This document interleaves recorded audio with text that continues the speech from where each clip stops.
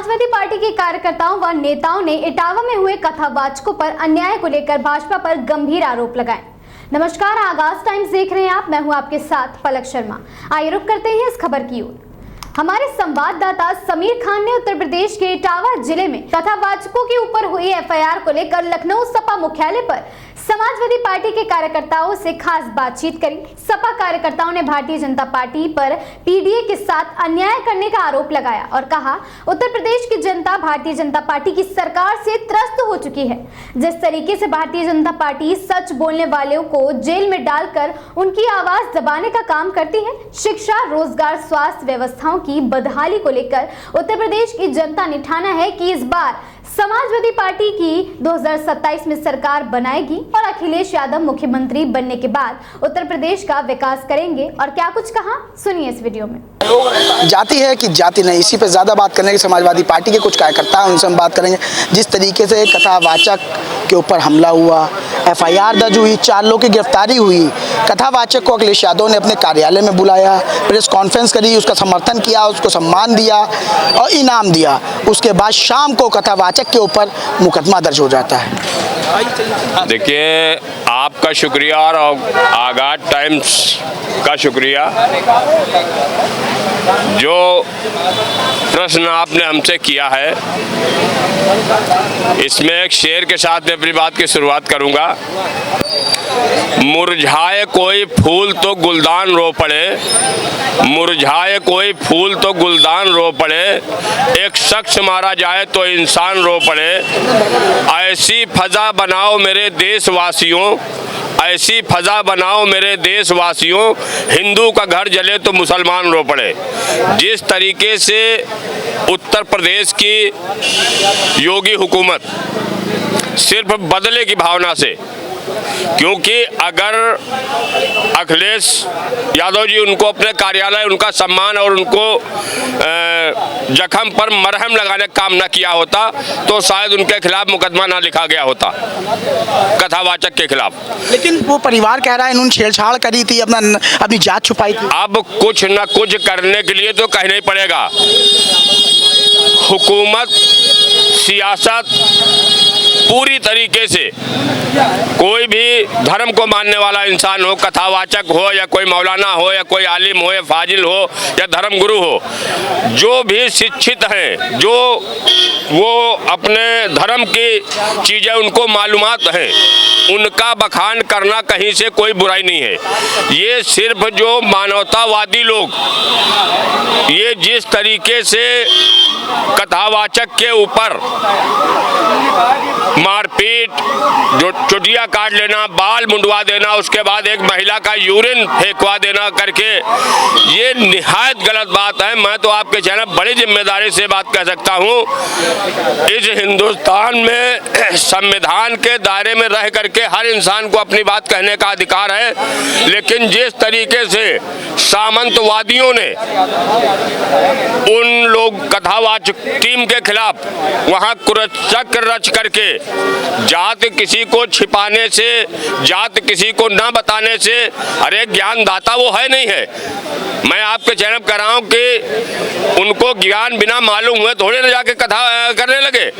मैं आपसे कह रहा हूँ, ये सिर्फ भारतीय जनता पार्टी, आरएसएस, विश्व हिंदू परिषद के लोगों की, क्या वो सनातन धर्म का इंसान नहीं था? उसके साथ जो ये भारतीय जनता पार्टी के गुंडों ने, मैं कहूँगा सीधे सीधे, और सामंतवादियों ने जो उनके ऊपर हमला किया है, उसका मैं कड़े शब्दों में निंदा करता हूँ। मुकदमा उनका काम है, सरकार है, पुलिस प्रशासन उनका है। मुकदमा एक नहीं वो 4 लिखवा सकते हैं, उसकी कहीं कोई समस्या नहीं है। लेकिन जब तक इस हुकूमत में किसी को इंसाफ नहीं मिलने वाला है, कितना बड़ा गुंडा हो, मवाली हो, माफिया हो, वो भारतीय जनता पार्टी में है तो बिल्कुल वो क्लीन है। बाकी अगर आप किसी दूसरे दल से, दूसरी पार्टी से, तो उनसे बड़ा कोई गुंडा माफिया कोई नहीं है। क्योंकि जो शख्स अपने पे लगे हुए मुकदमों को वापस ले सकता है, तो इस प्रदेश की आम जनमानस का क्या हाल हो सकता है? ये प्रदेश की जनता ये पूरी तरीके से समझ चुकी है कि भारतीय जनता पार्टी हिंदू, मुसलमान, मंदिर, मस्जिद अभी तक तो ये कर रहे थे, लेकिन अब ये सनातन धर्म के लोगों को भी नहीं छोड़ रही है, क्योंकि सनातन धर्म के लोगों को अभी तक वो समझते थे कि हम हिंदू हैं, लेकिन भारतीय जनता पार्टी में जो उच्च कोटि के हिंदू हैं उनको हिंदू मानती है, और जब इनको वोट लेना होता है तो चाहे ओबीसी हो, चाहे एससी हो, या अनुसूचित जाति के लोग हैं, या महिला पुरुष कोई हो, तब उनको जोड़ता है कि ये हिंदू हैं। लेकिन जब वोट का टाइम खत्म हो जाता है तो वही एक चीज आपको बता रहा हूं कि समाजवादी पार्टी के राष्ट्रीय अध्यक्ष कन्नौज में एक मंदिर में चले गए थे, मंदिर से उनको निकलते ही मंदिर को गंगा जल से धोया गया। उसके बाद 2017 में जब हुकूमत बनी बीजेपी की, तो यही मुख्यमंत्री आवास जब योगी जी उसके अंदर गए तो उसको गंगा जल से धुलवाया गया। तो मैं आपके चैनल बड़ी जिम्मेदारी बात कह सकता हूं कि सनातन धर्म को जो मानने वाले लोग अभी जागरूक हो जाओ, ये किसी के नहीं है, न ये हिंदू के हैं, न मुसलमान के हैं, न सिख के हैं, न ईसाई के हैं, ये सिर्फ सत्ता के हैं। ये शिक्षा की बात नहीं करेंगे, रोजगार की बात नहीं करेंगे, किसान की बात नहीं करेंगे, नौजवान की बात नहीं करेंगे।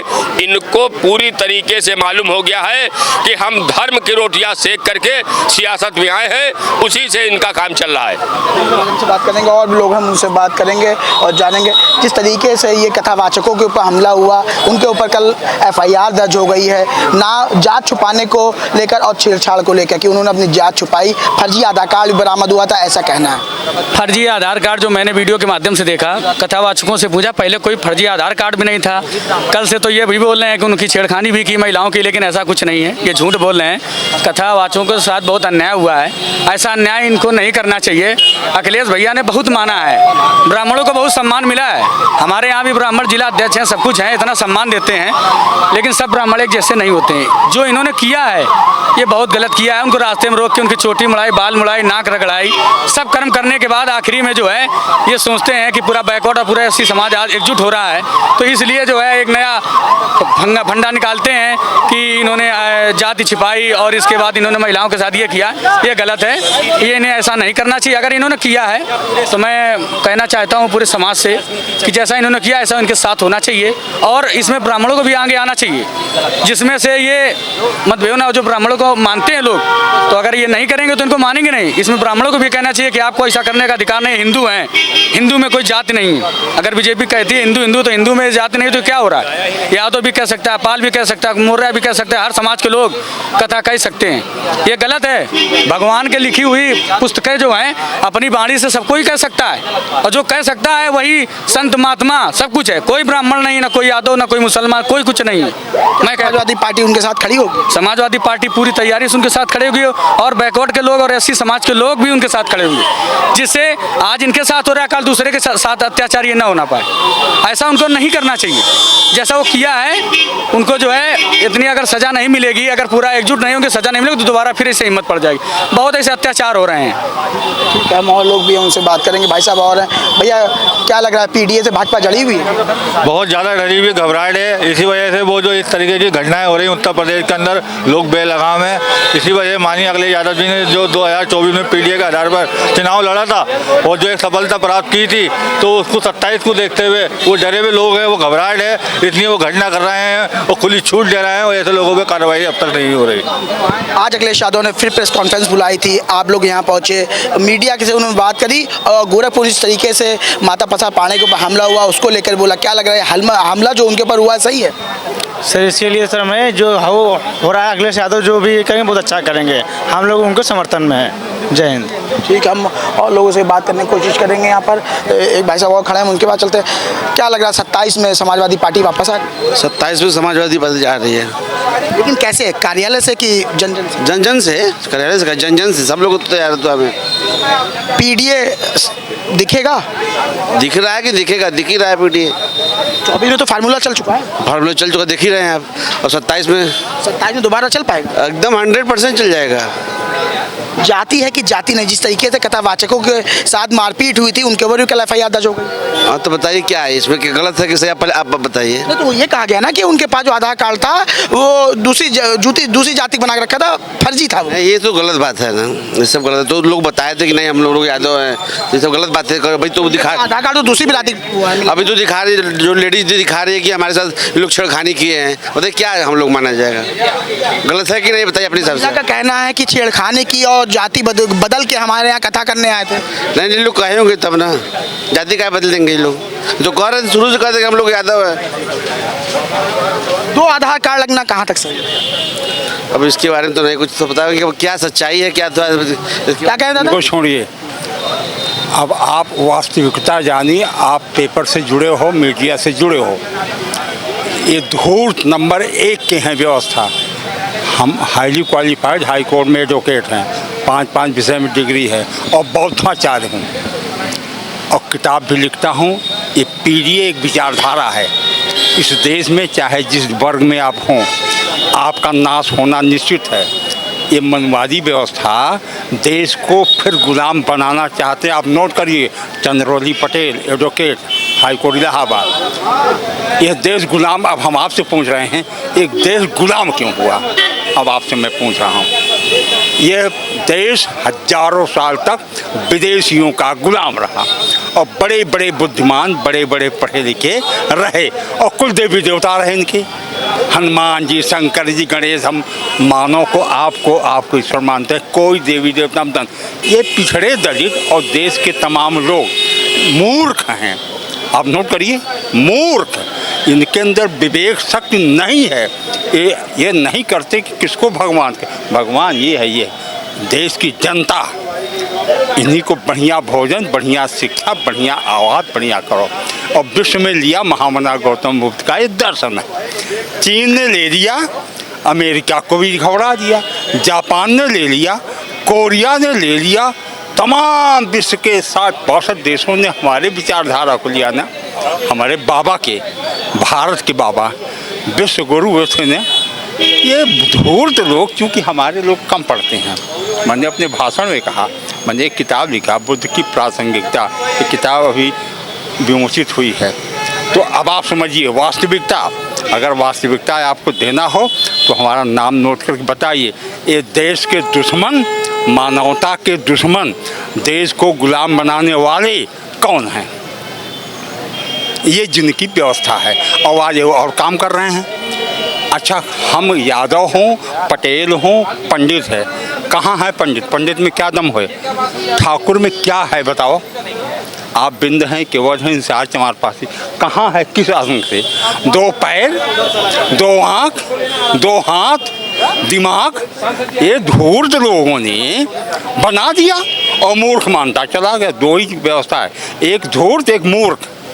तो ये धूर्त हैं, धूर्त नोट करा दिए कि धूर्त कहते हैं चंद्रवली पटेल, धूर्त उसे कहते हैं। भाजपा पीडीए से डरी हुई है। हाँ, भाजपा पीडीए से डरी? पीडीए नहीं, इस देश की जनता से डरी हुई है, क्योंकि इस देश की जनता जितने आए हुए हैं यही पक्के मूर्ख हैं।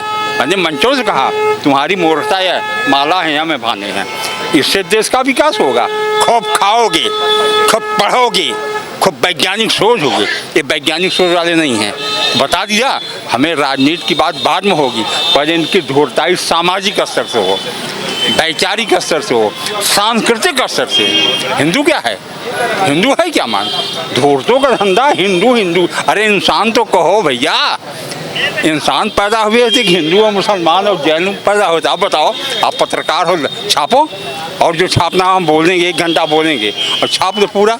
चंद्रवली पटेल इलाहाबाद, हाई कोर्ट के एडवोकेट, किताब लिखा हूँ, यही लिख रहा हूँ, यही कर रहा हूँ और अपने लोगों को ज़्यादा डांट रहा हूँ।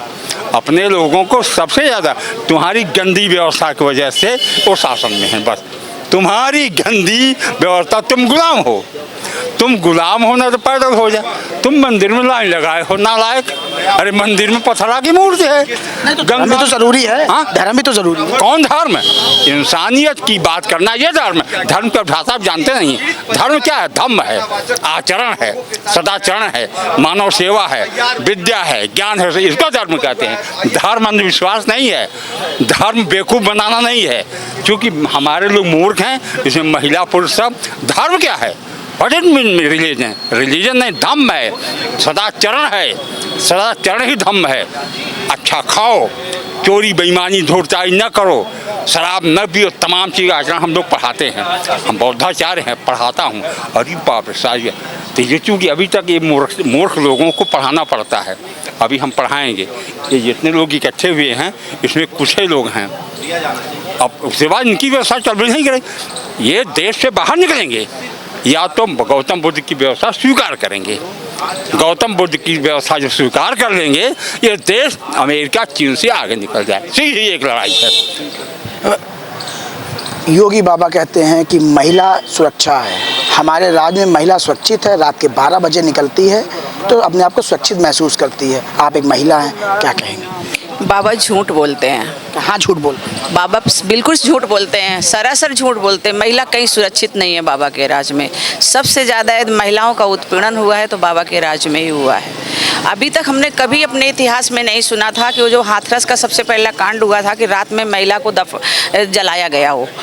आप बता दीजिए, आप तो पत्रकार हैं, न्यूज़ वाले हैं, आप कभी कहीं सुने हो कि रात में कभी किसी शव को जलाया गया हो महिला की?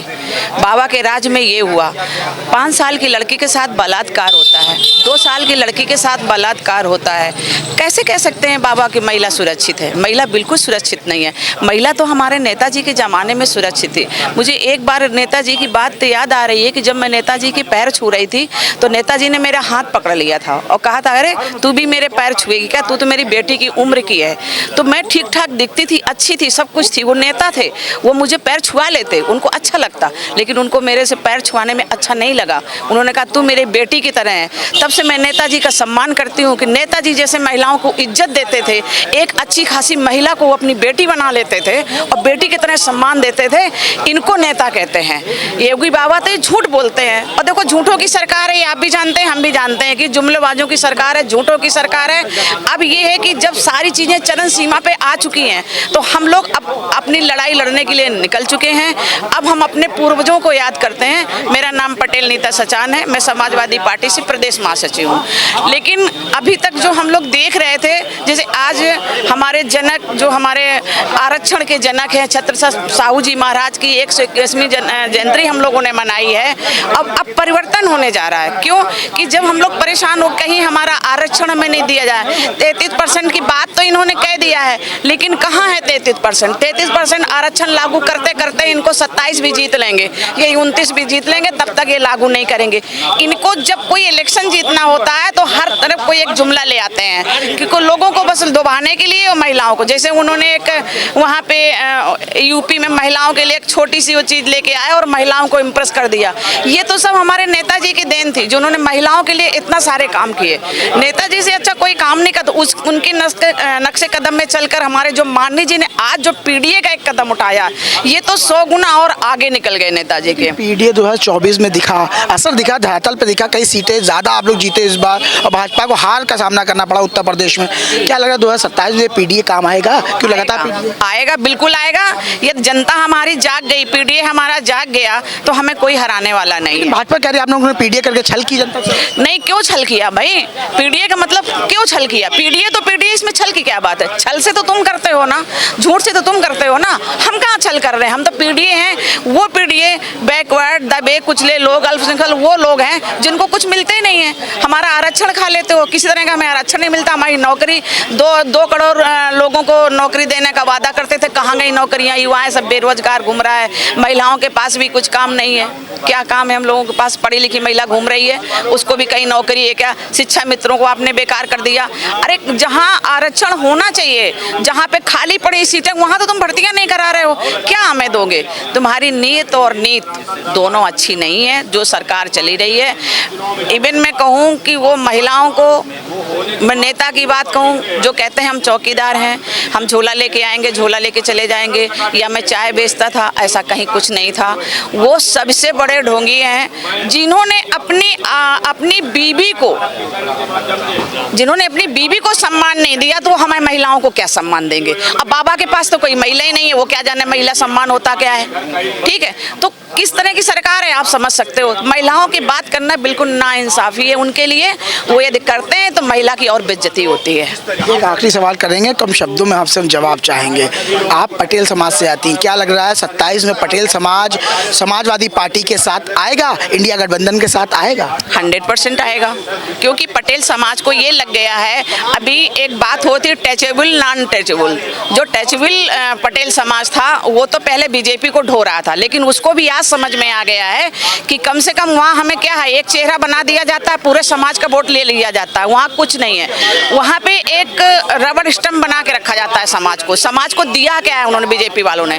तो अब पटेल समाज जागरूक हो रहा है और वो सोचता है कि यदि पीडीए आया है तो हम पीडीए के साथ रहेंगे। पटेल समाज भी पीडीए से आता है, वो हमेशा पीडीए के साथ पहले भी था, आज भी और रहेगा पीडीए के साथ। धन्यवाद हमसे बात करने के लिए। देखिए, ये तमाम कार्यकर्ता थे समाजवादी पार्टी के, जिनका साफ तौर कहना है 2027 में समाजवादी पार्टी की सरकार बनने जा रही है और पीडीए सरकार बनाएगा, अखिलेश यादव मुख्यमंत्री होंगे। लेकिन अब ये 2027 में देखने वाला होगा कि कौन बनता है मुख्यमंत्री। क्या भारतीय जनता पार्टी से बनता है मुख्यमंत्री या समाजवादी पार्टी के नेता अखिलेश यादव बनते हैं मुख्यमंत्री। वीडियो जर्नलिस्ट संदीप के साथ आगाज टाइम्स से मैं समीर खान, लखनऊ।